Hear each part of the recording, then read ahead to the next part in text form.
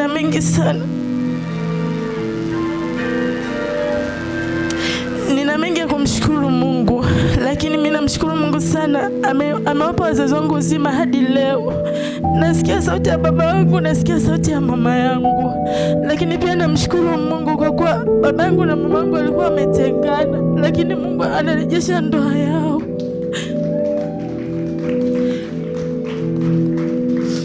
Namshukuru Mungu kwa mama yangu alikuwa hataki kabisa kurudi nyumbani, lakini sasa hivi yeye mwenyewe aliniambia, na nilikuwa naomba sana, sasa Mungu naomba umrejeshe mama yangu nyumbani, kwa sababu siku zote mwanamke akiwa kwenye familia hata nyumba inaenda, watoto nao wanafaulu vizuri.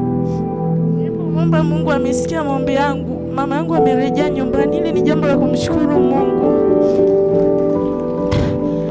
Na tena ni madhabahuni, na babangu alikubali kabisa mpaka kwenda kanisani, kwenda madhabahuni kabisa, kwenda aende akasaini ili mama arudi nyumbani na hatosumbua tena. Namshukuru Mungu.